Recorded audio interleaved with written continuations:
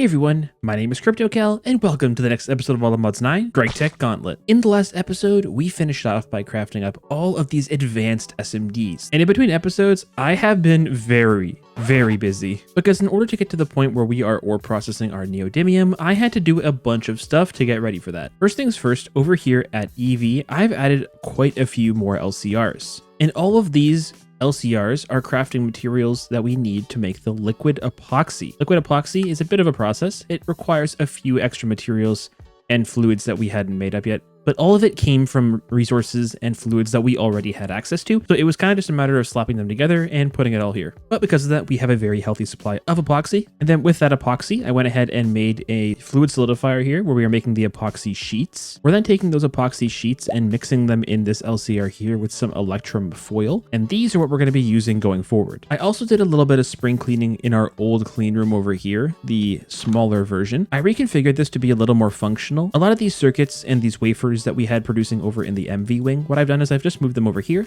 and I've just added a very simple setup where we're just using laser IO to do all of the distribution. It's producing these quite a bit faster now that we are using the higher tier of the machines. And on that same thought, in the other clean room, the large one over here, I have gone ahead and added the recipes for the nano wafers. These just require the CPU wafers, some raw carbon fiber, and liquid glowstone. Very simple. These are just being cut down into the nano CPU chips. And we're going to be needing these nano CPU chips to make a lot of the better recipes for these circuits. And the final thing that I've done in between episodes is add one more distillation tower, which is distilling liquid ender air. And we're getting ender air from the end. I'll show you this in a sec, where we're just taking in the ender air, freezing it, and that turns into the liquid version. We're then taking that liquid ender air and we're distilling it in this distillation tower in front of me, and we're getting some very important gases out of that. We're getting the radon gas, which we are making already in, larger quantities elsewhere, which this is just adding to the total. But we're also getting some very important things like krypton, xenon, tritium,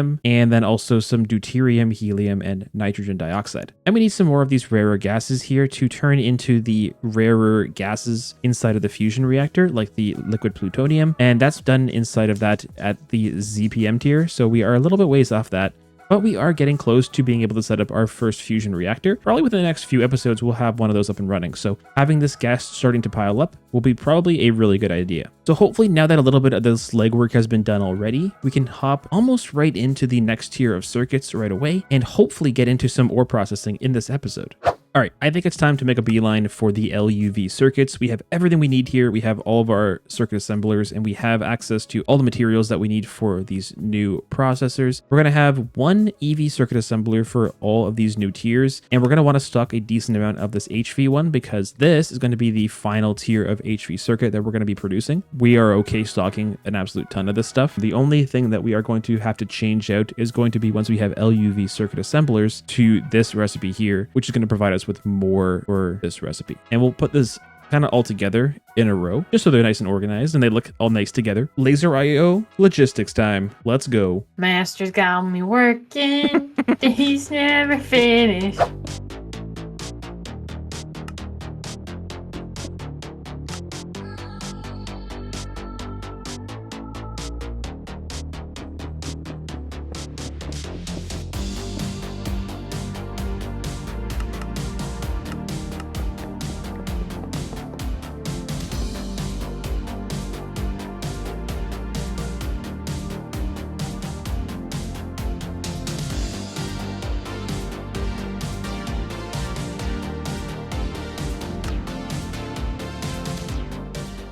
Okay, so all four of these circuit assemblers have been fully configured. So these are going to be producing the tiers of circuits once they get enough of the previous tier. Because these do kind of have a cascading crafting tree where they require the previous tier to craft, what I have back here is just a little bit of logic. And I'm just making it so that it will force it to keep in stock 256 of the previous tier before it tries to make the next tier up. That way we just never have to worry about running out of the lower tiers of circuits and overstocking on the top tier. So we'll always have at least 256 of each one. I could even probably change it to be a little lower, maybe a stack of each for now, so that we do get some of the higher tier ones a little faster. But this way we'll be able to get to the point where this machine right here will be crafting our very first LUV circuits. But in setting up all these circuit assemblers and loading up our interface with all of the necessary items, I'm actually already almost completely filled up on this interface, and we only have one wall or one row basically of this entire wall configured for production. So I'm going to definitely have to expand the number of interfaces we are using, but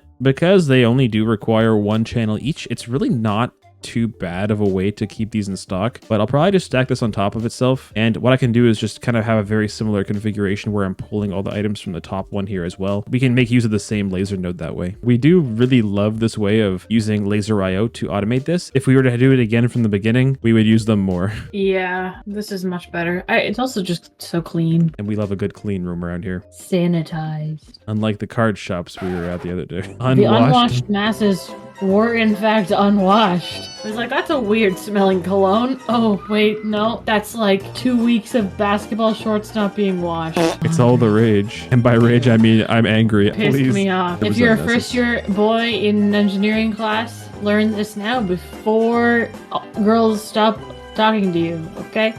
Thank you. After quite a bit of waiting here, we actually have all of these being processed up, and it's making the last few of these EV circuits, and then we're going to get our very first one, which is very exciting. But we're going to put these to use right away because you almost broke the clean room glass by hitting it. No, I would never. I saw that break animation being way too close to being broken. Sometimes I just like to live on the edge. The very first LUV circuit is now ours. Yay!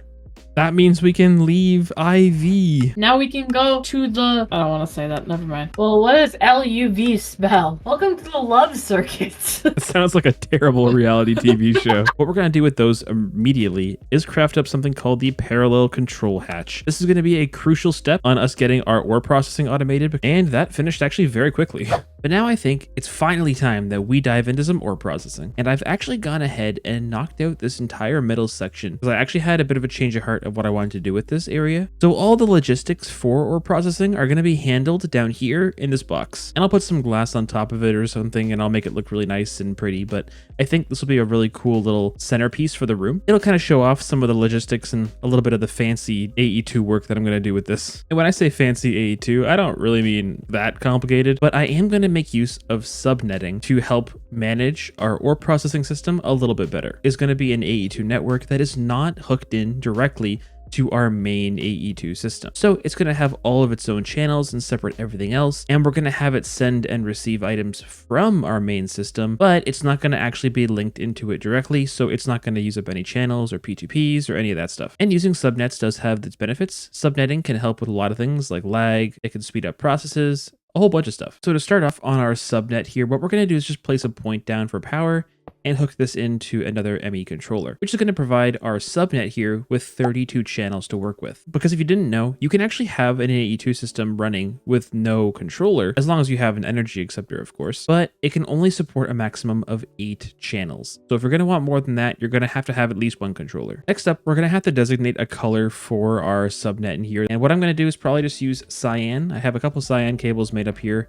And what I'm going to do is just hook in some dense cabling along the bottom here just to kind of expand out a bit. What I'm thinking is we're going to have 6 different machines that we're going to have to handle the logistics for. We're going to want a macerator, a washer, a thermal and normal centrifuge, an electrolyzer, and then maybe also an ore treatment plant, or maybe even a sifter. We'll see. The ones that are most important for us right now, based on our ore processing line, are going to be the macerator, washer, the thermal centrifuge, and the normal centrifuge. And I'll set up some smaller cables here running off to the sides. So each of these wings is going to represent a different area where we're going to have a certain machine type. And I'll do that on the back as well. This is going to be kind of the framework for our logic. I think the next step here is going to be getting our item import into our system setup. And to get the items out of our main network into this one, we're going to use a combination of interfaces and probably some laser IO.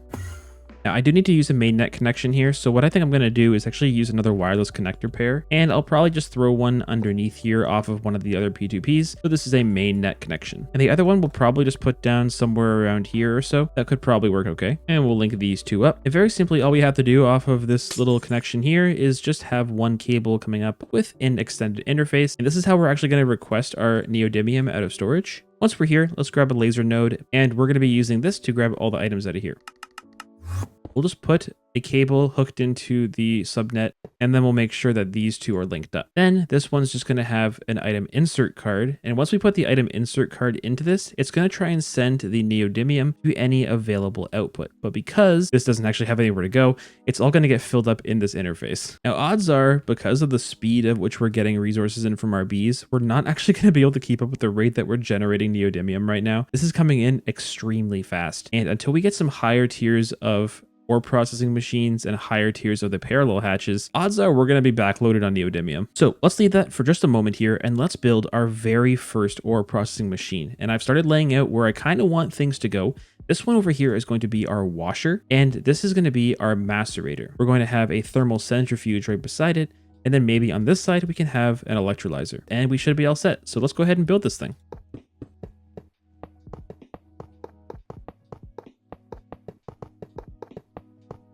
And there we go. That formed the multi-block. And for the parallel hatch here, we have to make sure we make this go up to 4. So it'll try and do 4 recipes at a time. All we have to do is start giving this some inputs and outputs, and this is going to start working. And some power, of course. In order to get to the point that we can make the centrifuge, we have to actually have some rare earth. Because rare earth is how we're actually going to make the yttrium dust, because yttrium is used in the recipe to make the molten colloy, which is what we're going to need to make the centrifuge itself. Now, one of the issues I do foresee in the future of this ore processing line is because we have so much neodymium, it's going to basically be stuck at processing the raw neodymium into the crushed version almost entirely at first. So we're actually never going to get to the point where we're getting the finished product of neodymium. So what we're going to actually probably want to do is have a second macerating tower. That way both steps will be able to run at the same time, and we won't have to worry about one clogging up the other. Once it catches up with all of our processed ore, we might not have to worry about that as much, but we have so much to get through, and I just don't know how long that's going to take. So now let's set up the little system that we're going to use to send the items over to the macerator. So we're going to come up here with our subnet. We're going to put a storage bus just like this, and then an interface right beside it. So that means that it'll always try and dump items that are coming in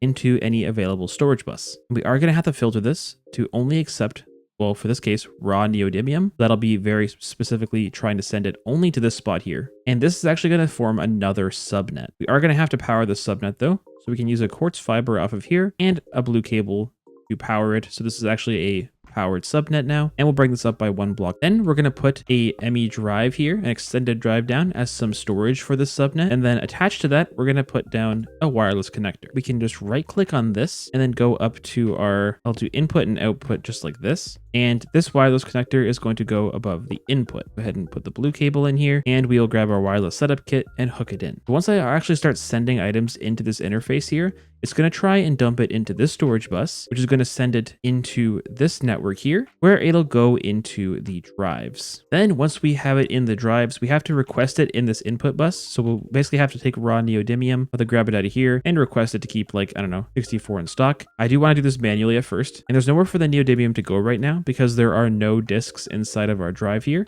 I have made up one here that I have partitioned specifically for neodymium. So once I put that in there, as you can see, it went inside and got immediately sent back out, which means it should be crushing down, which it is. Beautiful. And all the outputs are coming to the output bus here. Now the outputs here, normally we would send them back into our main storage, but there's actually no reason to put these into the main storage at all, except for, of course, the rare earth and the stone dust. Well, the stone dust we probably just want to avoid, but the rare earth we definitely want to keep. And that's where this system down here is going to come into play.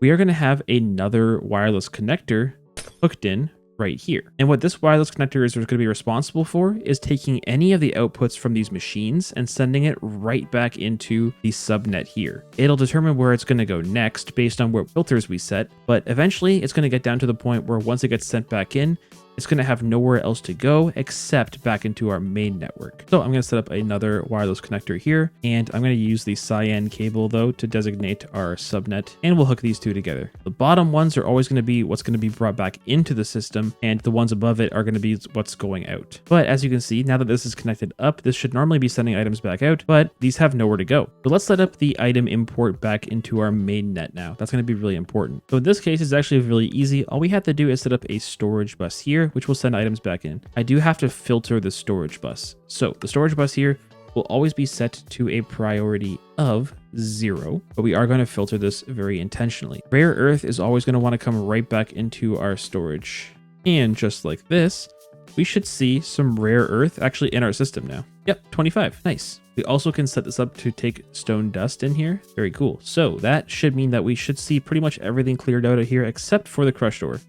Yes, perfect. And very quickly here, I am going to set up a temporary storage bus. This is going to be removed in the future, but this is going to be on the lowest priority possible. So once this has nowhere else to go, it'll try and send any extra items to this inventory here, which I'm just going to put a barrel down for now. That's kind of an in-between place for our items. So as you can see, the crushed neodymium came in here. What I am going to do really quickly here, though, is set up one more of these macerators.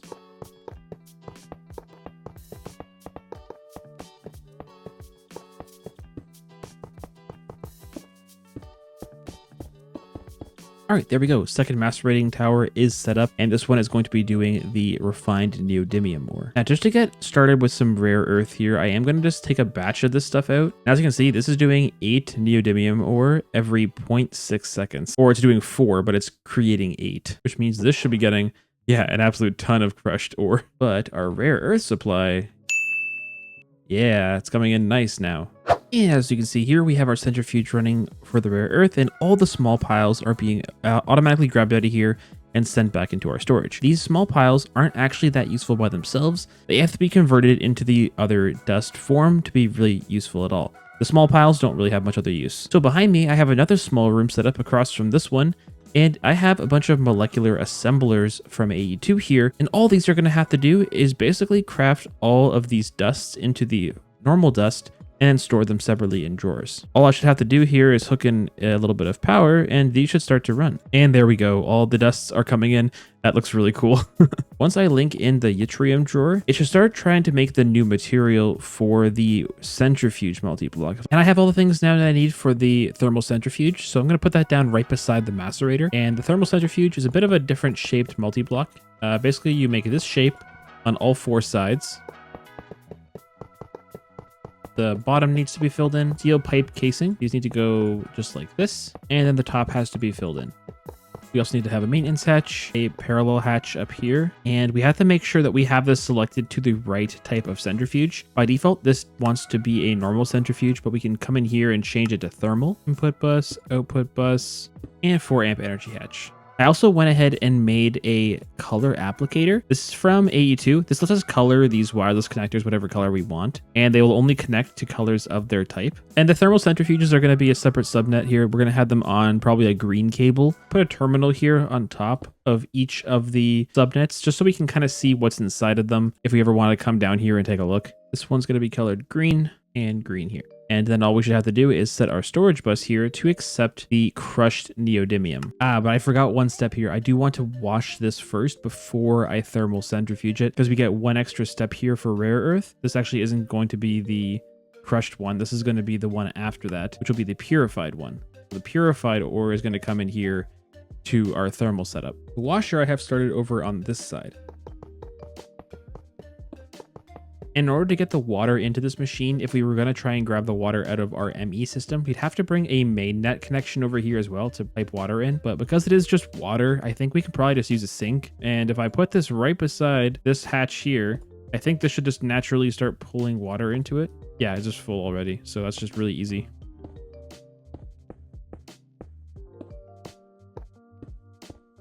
But now I need to take that neodymium and turn it into the ingots. This is now running every 2 seconds. It's getting us neodymium every 2 seconds. That's crazy. I do really love GregTech ore processing. It's really fun. Now, I did leave some extra space. There is obviously more room on this wing here for more machines. This one's going to probably end up being for a normal centrifuge. And then we could probably throw in 2 more wings off of here in the middle, where we might throw in one for an electrolyzer and also potentially for either a sifter or a ore treatment facility. I'm going to probably just try and make this look a little nicer. And with the tinted glass in here, I really do love how this whole thing gets tied together. It really does become like the centerpiece of this room. But with all that being said, this has been quite an episode. We put a lot of time into getting all this planned out and set up. So I really hope you did enjoy this episode, but I think I'm going to wrap it up here. Thank you very much for watching, everybody. I really hope you did enjoy. If you did enjoy, feel free to leave a like, comment, and subscribe to the channel. Also, if you haven't already, be sure to join the Discord. The link is in the description down below. But that's it from me, everybody. I hope you all have a good one, and we'll catch you in the next episode. Bye.